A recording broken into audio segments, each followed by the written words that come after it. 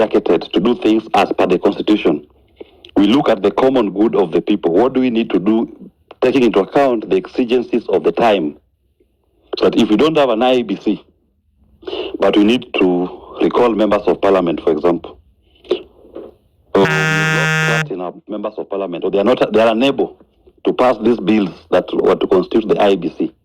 What decision can we make to say we as a people, we are proceeding with IEBC as it is, if we so desire, to conduct elections to recall members of parliament or to elect a new parliament?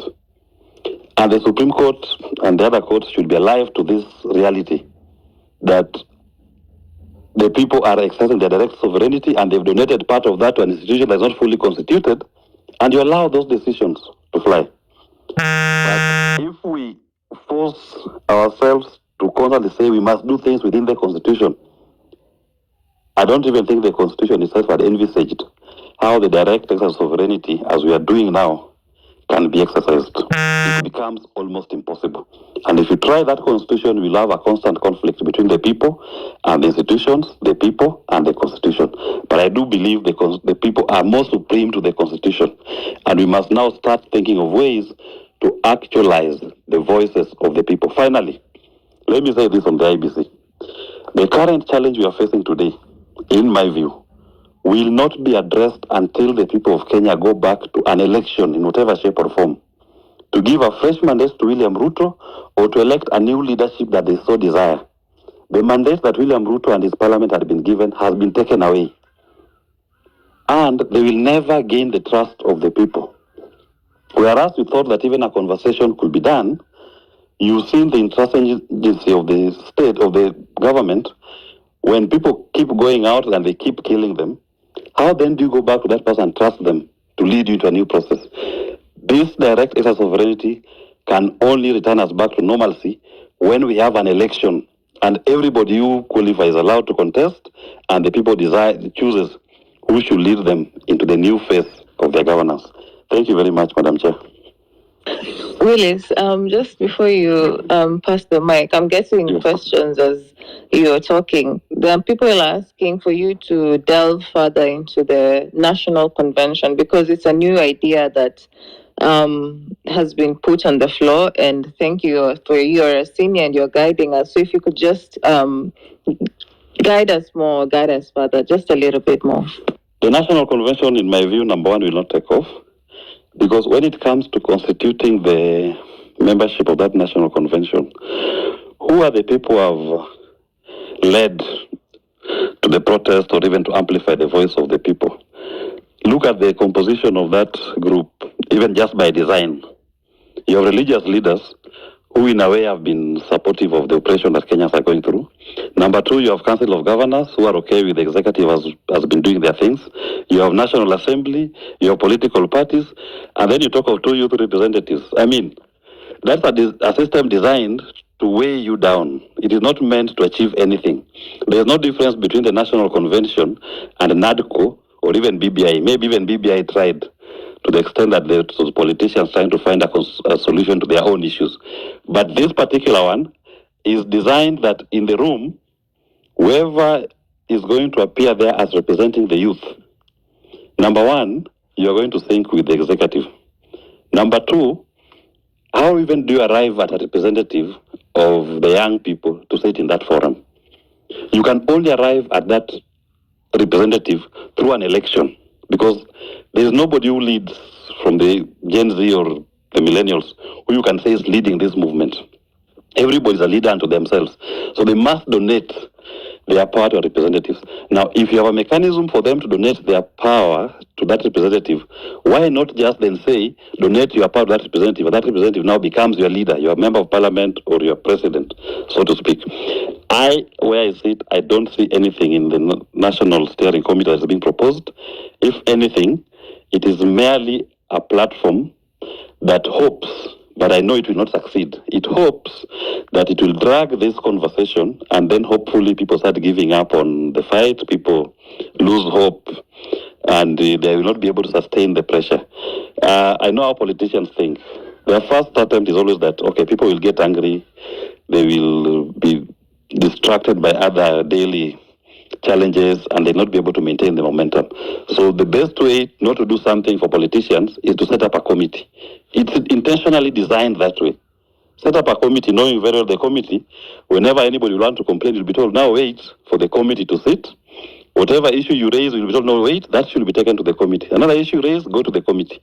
Before you know it, it is 6 months, it is 1 year down the line. How then do you galvanize popular support to put pressure on the politicians? They'll have gotten what they want. They'll have gotten their 1 year reprieve.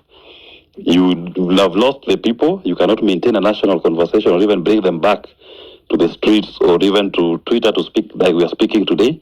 So my advice is we need to shun that national conversation, and anybody who will go to that route, I believe, will sink with the politicians who've led us to where we are today. Definitely, definitely. I also think it's just a tactic because NADCO was there and it's stalled for almost 1 year. This is a way to get the pressure down and to get people speaking so that it seems like they're listening, but in the actual sense, they're not. Any 2 cents you'd want to, anything you'd want to impact more? As for the people who are joining in right now, this space was hosted by Kimuzi, but today he hosted it on a different side.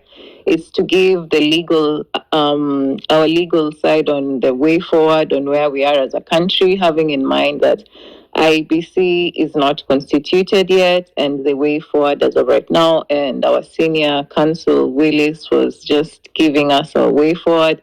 And as we've been saying, we're leaderless. We have no leader. I'm also not, if you know me, I'm a very low-key person, but I'm here just giving my civic duty. And Willis has also said the way that Ruto wants to speak to us, it's just a diversionary tactic. Nothing will work. Nothing will work. But if you could reiterate the way forward, I liked what you said, so that the people who've just joined, because I'm seeing an influx of people to get what you say, that will be good, and then we can give the space to a next person. Thank you very much, Madam Chair. Just to say, in my view, we must reject any overture that is going to come from William Ruto or Parliament. We are in this crisis because of the failures of those institutions that they had. They are the ones who led us here. And the people of Kenya, for the first time, have self-mobilized to create a national moment that recognizes their sovereignty. For the first step, we must reject the NADCO steering, this National Steering Committee route. We don't take it. And number two, we are at a moment where the people have to design a way that they are going to exercise their direct sovereignty and donate part of that sovereignty to an elected group. And that will only happen once an election is held. And we cannot hold elections if we keep being told that you must do it within the purviews of what the Constitution provides, the existing laws. Those laws are at the present designed to make sure that you never have an election. Now, we have reached a point where if we must progress, we must recognize the Constitution is inferior to the people. The people are superior. Allow the people to find their own way to donate their mandate to a new set of leaders. William Ruto, if he so desires, can contest that election. Members of Parliament in office, if they so desire, they can contest that election. But we must have a fresh slate of leaders who will have the goodwill of the people and the trust to execute the mandate in a fresh way, but again within the defined terms that recognize the people as the ultimate superior. Anything short of that, I do not see how William Ruto and his Parliament are going to regain the trust that they have on the people. If anything, their conduct going forward has been informed by speaking soft but playing hard. The more you go to the streets, you're seeing more killings, you're seeing more abductions. So they are doing everything that invites you to a room purely with a view to weigh you down, to drag you through a process. And a politician, whenever he tells you, come to a committee, come to a room, all he's thinking of is how to postpone the problem and to have another new day. Because to them, every day counts. Every day is in office, he's happy. He doesn't care whether you've addressed your issue or not. So I urge our people, finally, is that we must reject any overtures from the executive or the legislature.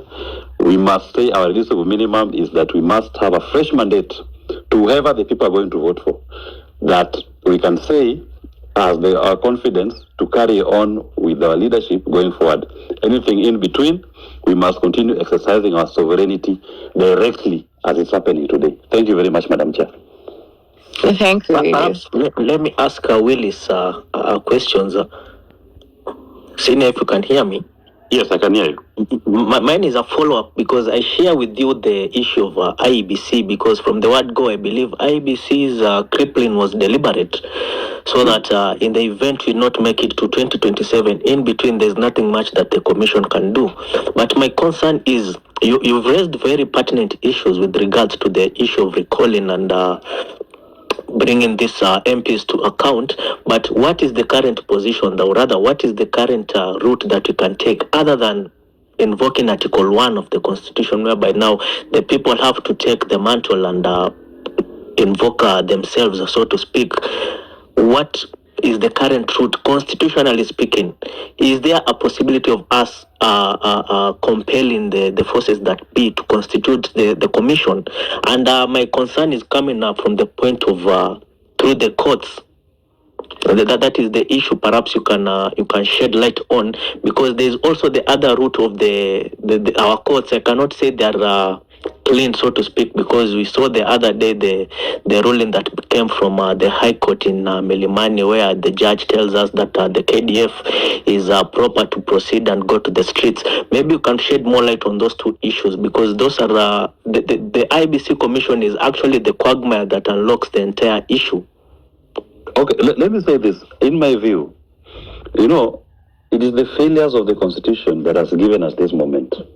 Those institutions that have been set up in the Constitution and the people are manning them. Now, anytime you think that you're going to make progress by going back to those same institutions, understand this. You are simply playing back into the hands of the people who caused the problem. And you've said it rightfully, that even when the court recognized in the KDF ruling that the law was not followed, the court proceeds to say, okay, I'm giving you 2 days to follow the law, but your deployment was legal. I mean, the moment you found that the law was not followed, as a court, you limit it there. The Gazette notice is null and void. They terminate. If they want to start the process afresh, that is up to them. But you're seeing the courts actually going out consciously to assist the executive to achieve what they want. So also, my question, if you go to the court, you try to solve this problem using the courts. The courts are part of this system. The courts will also say, okay, the IEBC cannot be you cannot have any recall clause for an MP because the IEBC is not fully constituted. Then now you start questioning your own legitimacy. That I've been told by the courts, I must wait for IEBC to be constituted. For IEBC to be constituted, you have a selection committee. It must go through a parliamentary process. The same parliament that you want to recall, they will drag it.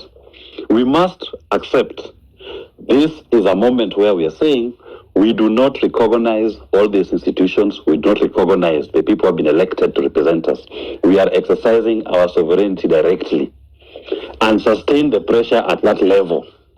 And any conversation should be a conversation that is meant to actualize the mandate and the wish of the people, not telling the people, go back to your constitution. You are trying to use the constitution as an instrument to undermine the voice of the people. In fact, a friend of mine was telling me that if we are not careful, what has happened in Kenya is that we created a constitution which was meant to actualize the power of the people. But the same system that has been in place in this country, that system has now turned and they have hijacked the constitution. And they're using the constitution to undermine you when you want to actualize your rights. So that even when you say I have a right to protest, you are being told that the police the state can deploy the army when you are exercising your right to protest. And the court has legitimized that kind of deployment. Now, if you are a slave to the constitution, you'll say, it's the constitution that is now enslaving me. No. You must say, my constitution has been captured. My constitution has been kidnapped. Now, I am no longer going to subject myself fully to that constitution. I am exercising my sovereignty directly. And any conversation should be, how do we actualize this going forward? Don't get caught up in any conversation where you're told whatever you're doing must be done within the constitution. We are not in normal times. This is a moment where the people are speaking beyond their parliament, for example. It means the Article 1, only the Article 1 of the Constitution is now in force here, which says sovereignty resides in the people of Kenya and they can exercise it directly. We are now doing direct exercise. And going forward, if you desire us to donate it, then we must have a national conversation where we are saying IEBC as it is, for example, IEBC proceed to conduct elections, force all these members of parliament to resign. If Kenya Kwanza is Kenya Kwanza, as they say, Kenya Kwanza means this in English, Kenya first. If William Ruto and his Kenya Kwanza truly believe in their party mantra of Kenya Kwanza, Kenya first, then they must put the country first. And all of them need to resign and say, you people of Kenya, have a fresh moment to elect your leaders. We will also offer ourselves to be considered. And the people will donate their sovereignty to that new group. When that is done, we'll be able to move forward. But the more they tell you, go back to the constitution, go back to these institutions, the people will not buy that. And they'll only be trying to do it with a view to undermine your continued quest to liberate yourselves. Look at even the church. I mean, the church played a key role in chaperoning what we are witnessing. They ended up assisting in eroding our political system. But they're the first group that William Ruto has met with to agree on a way forward. And they were even lambasting the young people who are going out on the streets. They have not even visited a single person who has been shot by police. They have not spoken against police brutality. Now, how do you now turn to those to be the midwives of a national conversation? We will not have a national conversation until it is a genuine conversation that has a target. The target should be, we will have a fresh election, let everybody who desires contest and offer themselves, and the people can now surrender back part of their taken sovereign powers to this new group of leaders. And I just want to remind you, just as I conclude, I want to remind you of a similar incident in 1997, 96, no, 98, 97, 98. PLO, I can see, is on the call. He was part of that process. When Moi was trying to amend the constitution and came up with the Guy Commission, and the people of Kenya came up with their own People's Convention on amending the constitution.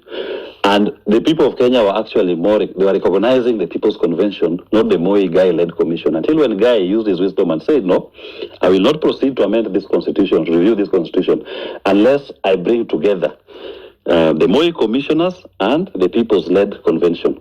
And that is how we ended up having the joint now Professor Yash Palgai-led constitutional commission. So we must maintain our space outside the state until they will come and talk to us outside their structures.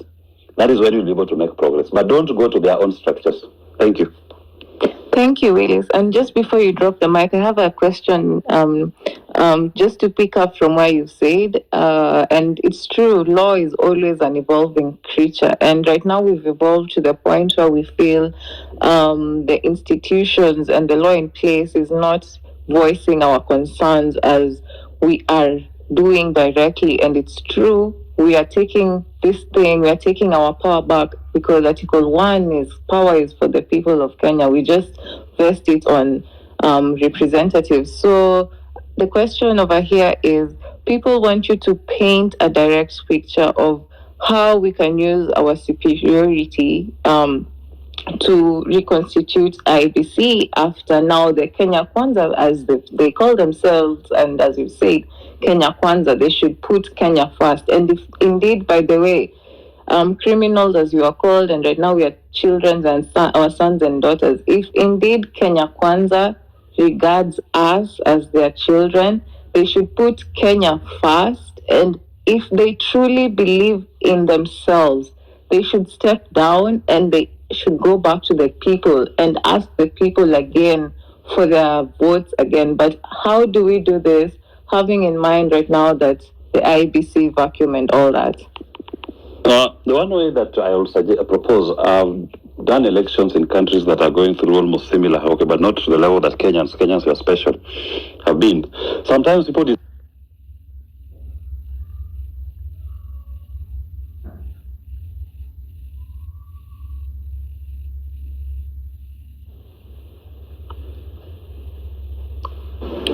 Can you guys hear Willis, or is it just me?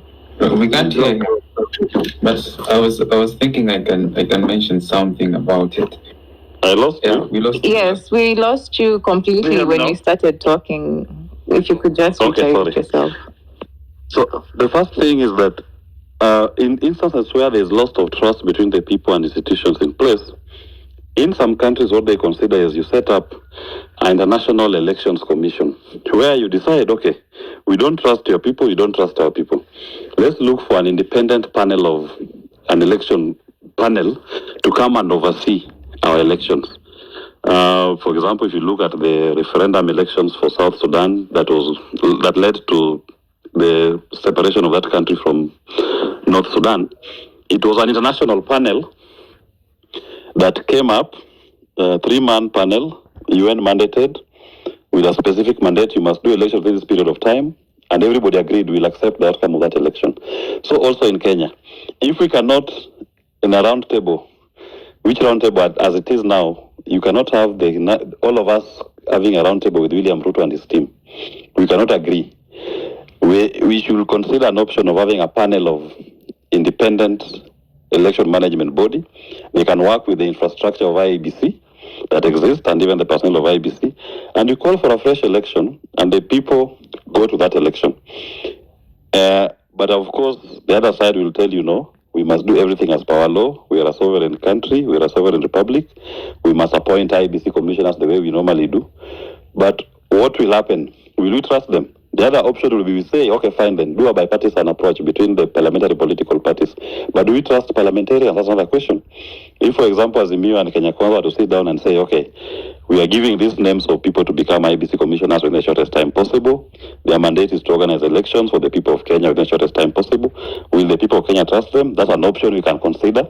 Force them to only discuss one thing, constitute IEBC within the shortest time possible. We don't trust you, but on the question of IEBC, we'll allow you to nominate and have them in office within the shortest time possible. That is option 2. Option 3 is you go the route that what is going on with the Makanda-led panel. They conclude their interviews and set up an IEBC for you. But of course, that process also, some people may argue, okay, that commission is heavily influenced by people from the executive or Kenya Kwanza appointees or nominees or people aligned to Kenya Kwanza. My conclusion is that in the circumstances, the best is international election management, overseeing elections. That's the best. But I'm alive to the fact that Kenyans will have our sovereignty, we love our independence. We don't want anybody coming from outside to tell us how to conduct our elections. The compromise will be we have parliamentary political parties, as much as we've lost trust in our parliament and we don't trust those members of parliament, to nominate the commissioners. And these commissioners will become commissioners for a very short period. They are tasked with only one responsibility. You are a commissioner to oversee only this election and you're out. So it becomes like an independent interim commission that will only oversee an election and they're out. And we decide, okay, we don't trust them, but for the sake of making progress, we'll participate in an election that they conduct. So a political parties, interpolitical parties, dialogue forum, led IEBC that can oversee that election. The best for me would have been if we as a group could be the ones to come up with even also contribute to the number of some of the commissioners in that commission. But my suggestion is remaining faceless as we are, remaining leaders as we are, we will never be able to choose somebody or a commissioner to go and represent us. So we should continue the way we are. We should never have a leader, we should never have a face, but we should be able to express our sentiments in regard to whoever is being proposed to occupy a particular office that is meant to that was to be meant to midwife an election. Thank you. Thank can you. I be allowed to add to that? Because I think it's important. Sure. It's important that we talk about the illegitimacy of the government of the day. I think for me, I've been in a space before, and I have mentioned that we have been looking for those who have been abducted.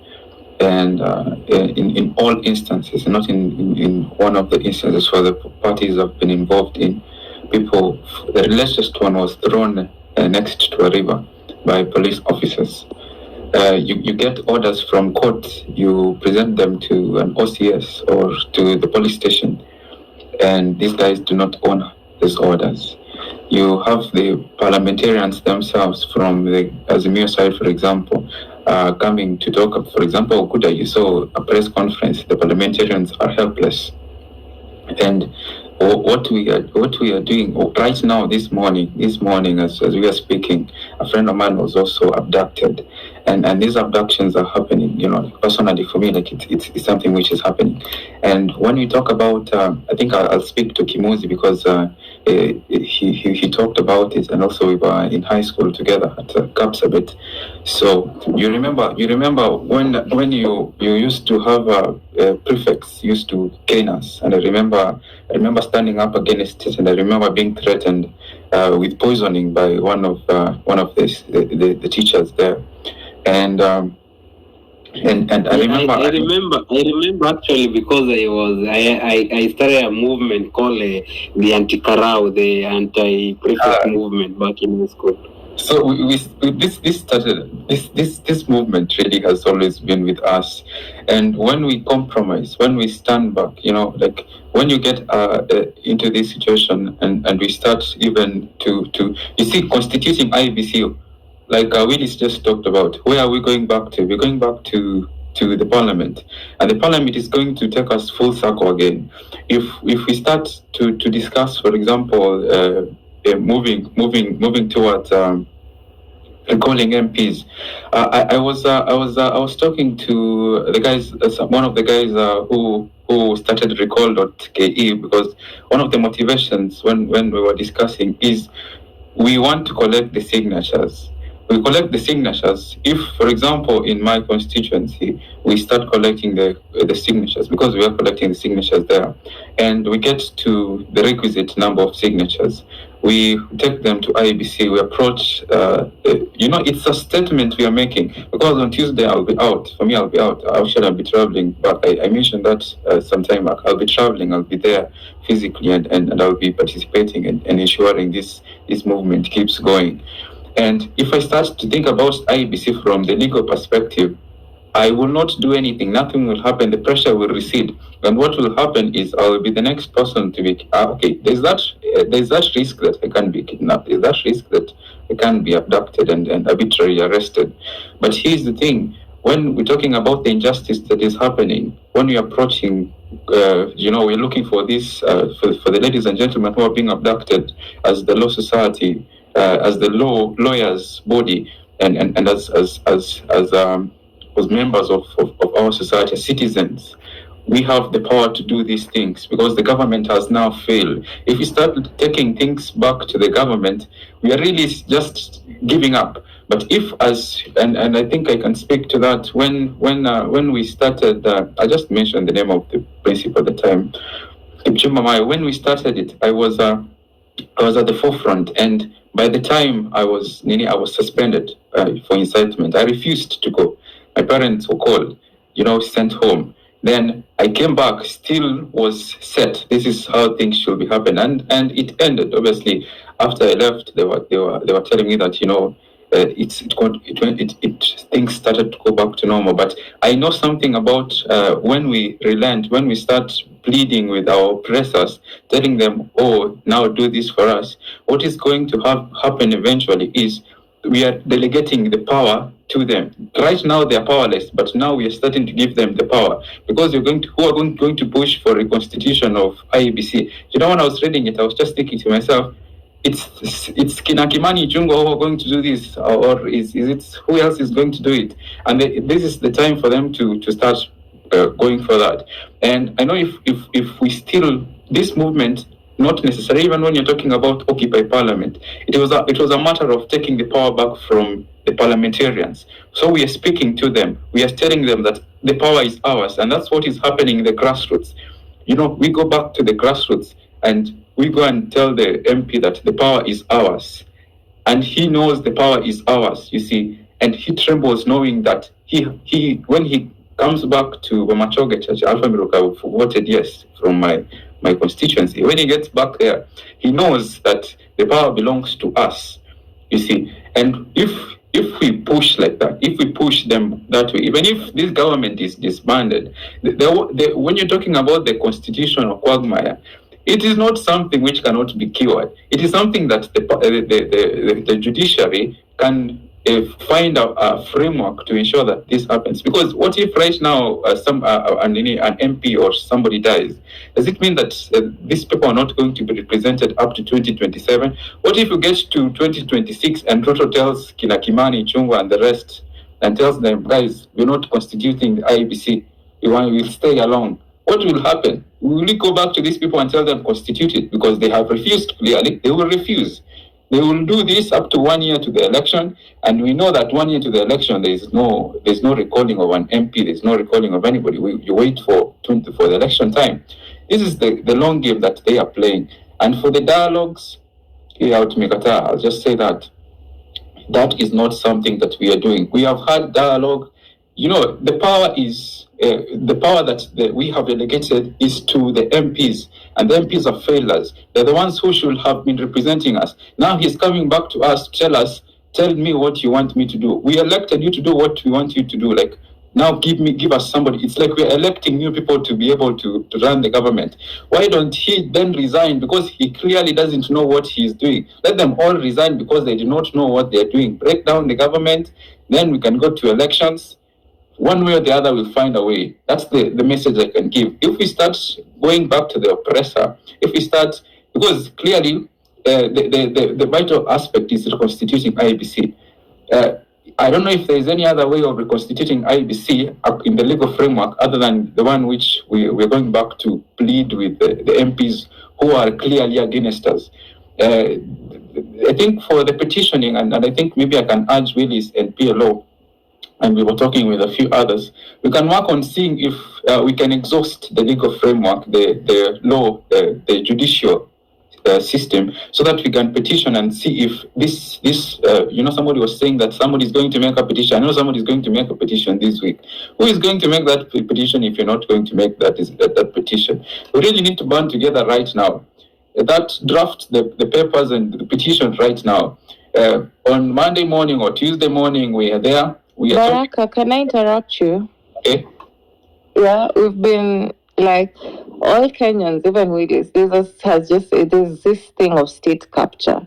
So how are we going back to the same institutions? Not to say that our judiciary has been captured, but like I think most of us, even people in the DMs, the trajectory that Willis has led us to, I think that's the trajectory that we should use, because suffocating or putting all the voices down to a petition, and then let's say the petition doesn't go our way, it will be those ones of, okay, we heard you, this was your voice, and now it's, our voice is above that, I think, right now. What people are saying, I think, is not something that has been envisaged, so to say. And if I'm not wrong, that's the same trajectory that our senior council had. And I think that's the trajectory that we should have, because that also puts us in a space, and I think, let me speak as a common man, inatoka kwa space ile wanataka tena kutuanza kutuongelesha, katutaki hizo kuongea zao. Yeah, definitely. I think that puts us in a quagmire. I was speaking when we were organizing. I won't go into details because that's something which is yet to happen. I know government operatives are definitely listening into this space. Kimuzi, you have been mapped, so everything you're organizing, there's somebody listening, and they're listening in, and that's the unfortunate thing. So I was talking to some of my members at my locals. And they were asking me, is this fight really worth it? Is this fight really worth it? And I was pointing out to them, and I was explaining to them what essentially we are doing is the inverse is worse. If we sit back and decide, okay, now we have raised our hands, it is worse than if we do not speak up.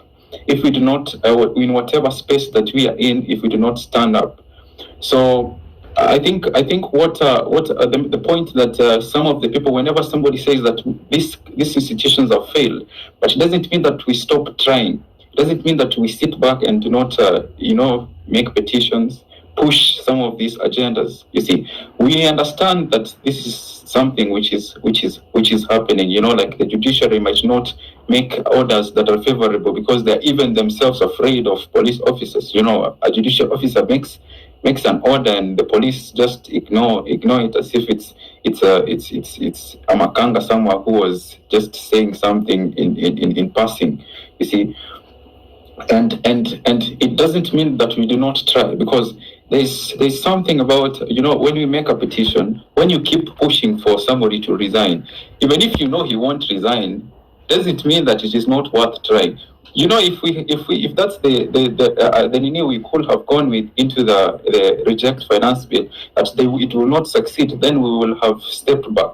We will fight the government because the government has failed us. We will continue to fight for the people of Kenya. We will continue to be able to say that this is wrong. Political injustice is happening. We will continue collecting evidence of these atrocities that are being perpetrated by the police officers in their line of duty, some of them working under the office of the president. We will continue to fight for these people who are powerless. It doesn't mean that we say that, hey, this is not going to happen, so we sit back.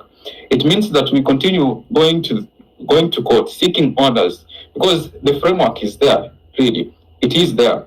And we keep exercising our mandate as lawyers in the legal space and as citizens of the country. And we take back the authority that these people, we have given to these people. If the Constitution provides for how I can recall my MP, but a body which has refused, which is not in existence, I can go to the court and say, I have done my bit, but now this bit is missing, and the people have spoken. Now let's make sure that this body exists. One way or the other, if this government is unable, we can be able to we can petition still the courts, even if it might not succeed.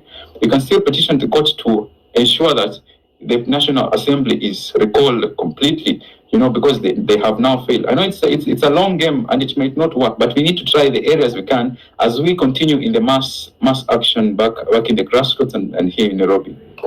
Thank you, Baraka. That is true. And in history, we all have our parts. So the advocates that are LSK is going to go to court. I'm not disputing that. People who are going to go to court and file petitions, that's also part of the pressure that is being applied everywhere. I think we have Willis. Before I give anybody else the mic, would you have anything else to say? I have nothing more to add at this point. I just like how the debate is going, but I just urge, as my concluding remarks, is that for the first time the people of Kenya have power in their hands. It rarely happens that you get power in the people. Normally it happens on election day, which after in the evening you find the politicians start playing around with how they distribute it. You don't even know if your voice has actually counted.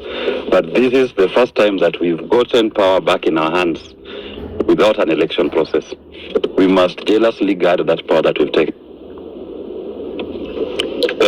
For convenience, decide to accommodate politicians in their quest to take this thing back to what they perceive as normalcy.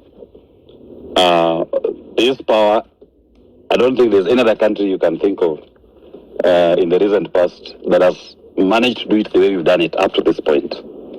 The ones who've done it, in most cases, they've had revolutions.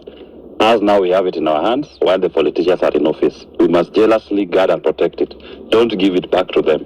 Continue with the demonstrations, continue with the agitation until the terms of engagement are in favor of the people, not in favor of the politicians. That is when you engage. Thank you very much. Thank you, Willis. Thank you for your amazing remarks. Thank you for your legal 2 cents. Goza na goza tena. Mistake to Willis amesema. That's our senior.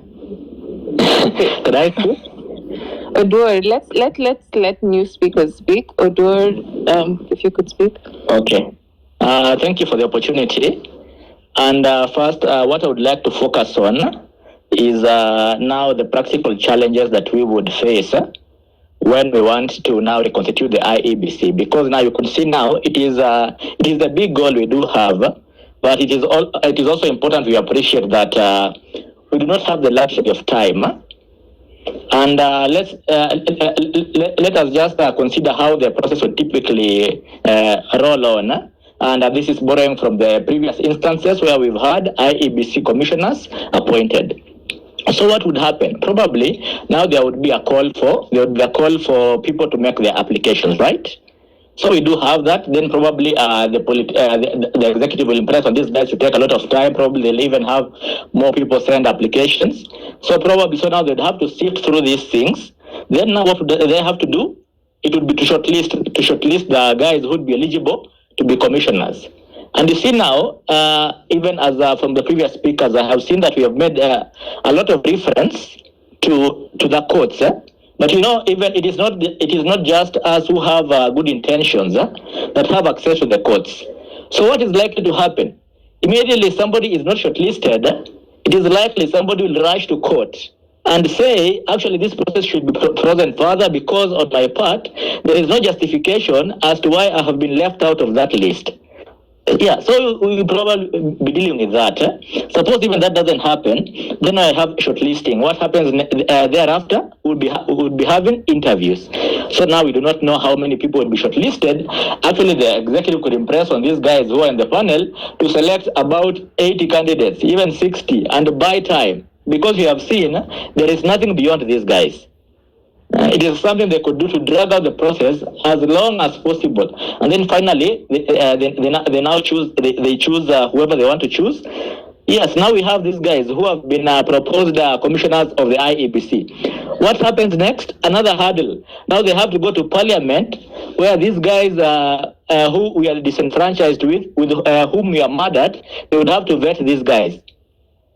That is what we are talking about, and so you could see now this is a process that definitely they will drag it out. Not that we should not follow it, but now we should just keep that in mind and know that it is not as easy. Yes, the law is there, but we have seen these guys; they are willing to bend the law, and in fact, there are some things which you have thought for a long time that they should be common sense. But now, the way the nation is going, we now have to ensure that everything we dot our I's and cross our T's for even the most minute of details. And now that we've talked about that, now how do we address that? Now the thing is, as a part of this movement, we have to ensure that we sustain momentum. And how do we do so? Because there are many other grievances even beyond this. Because while we are having this as one of the goals that we have to pursue, there are many other grievances which do not need the parliament, and some of them which actually can be done immediately, and others, of course, some making bigger statements than others. And let's go to these because Odor, could I interrupt you for 1 minute to just I'm seeing something that's happening, and I think I should bring it to light, considering we're talking about the legal aspect right now. I'm seeing Alfred Keter has been abducted. Alfred Keter has been abducted. Guys, are you seeing why we are fighting a very big demon right now in this country? In broad daylight, abductions are happening. It's like we are back to the Moi era. We can't let this happen. We must keep on fighting. We must keep on fighting, and we must not relent. Continue, Dor. Yes. So now just picking up on that. So now from everything, the sum of what is all that is happening, it is clear that these guys are not listening to us, but what they are doing is pacifying us, buying time. And so the most immediate concern that we should focus on, even as we move forward towards this aspect of the IEBC, is to discipline our political class. Because everything that we are having here in terms of the excessive expenditures comes from indiscipline of the political class. And now, how do we do so? Of course, there are certain things now that we need also to make a statement. And you have seen now that from this month, these guys are having a salary increase. And if you saw the justification for that increase, when they tabled it, it is to shield them from the rising cost of living. So now this shows that we are having two systems. These guys are having systems that work for them, but misery for the rest of us. So some of the things we should be demanding is that in terms of these salaries, it should be rolled back to where it was, because now there is no justification. You cannot be passing bad laws and then now all you do is just cushion yourself from it. So that is one thing we have to pursue. Second thing, we have a lot of functions which are usually convened using taxpayers' money with little to no benefit. In fact, some of them have negative impact. There are these things we have normalized. I will just point it out. We have normalized these things called National Prayer Breakfast. These guys go to State House, they meet there, now they have, and they spend a lot of money in terms of logistics, in terms of food, in terms of everything, praying over the same problems that they are causing. You know?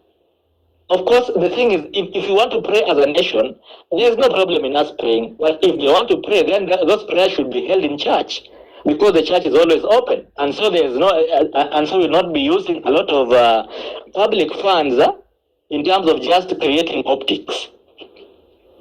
And then the next thing we have to address, it is the manner in which these guys sneak bills into Parliament. And you know, for a lot of the listeners, I know you have heard today about bills which you never knew even existed. And in fact, you wonder, and probably maybe you might even have checked at some point and and it wasn't there. Then you come back, let's say 2-3 days later, and something has just been so fast-tracked. And what this Parliament does, now you'd find there are some MPs who are now infamous for now moving motions to reduce the publication period for different bills, and especially they are very contentious. So you'd find even some bills, would you believe it, some of them, they are published for only 1 day. And you see now, look at how we are being overwhelmed by different things at this moment. Now people are being shot, some are being kidnapped. Now they are being proposed now for a huge committee in which now over 100 people. Now even if you can imagine how 100 people would work. So now we are dealing with those things. Now if a bill was to be published today, with all the things that are going on, we will miss it. That is guaranteed, because we are so overwhelmed. So these are the things now that we also have to address. And another thing is, I'm almost concluding. A very bad precedent has been set by Justice Mugambi, and I would like you guys to appreciate the impact of that ruling and what it means, not just now, but in the future.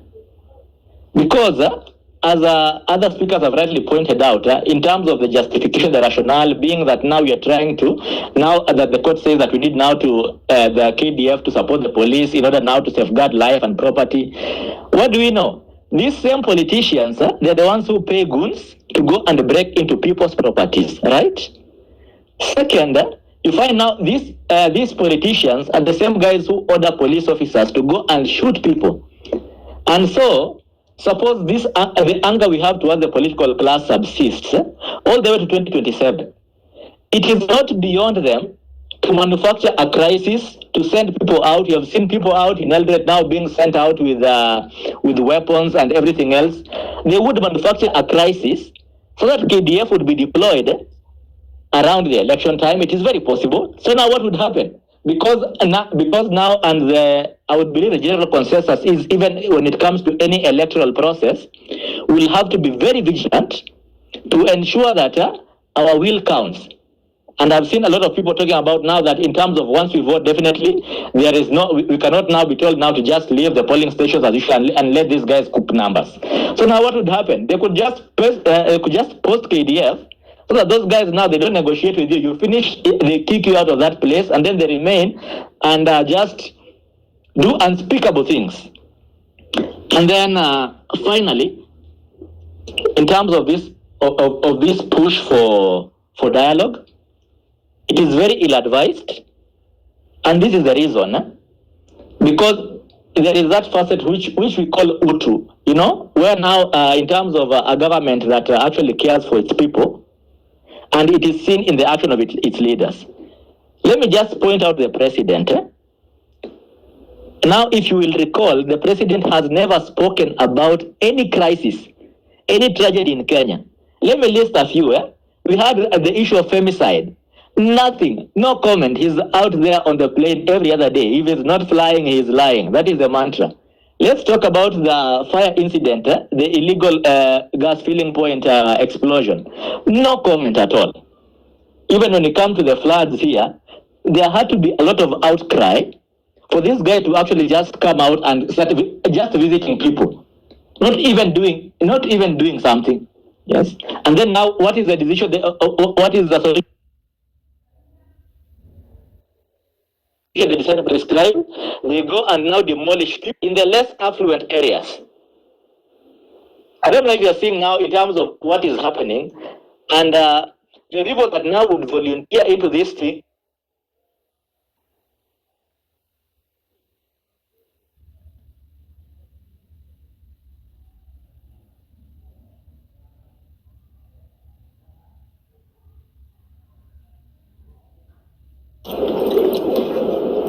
Are you guys listening to him?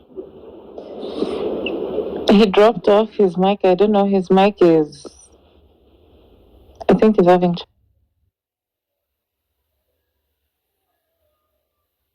There is a uncommon sense. Uncommon sense. He had proposed. He had something.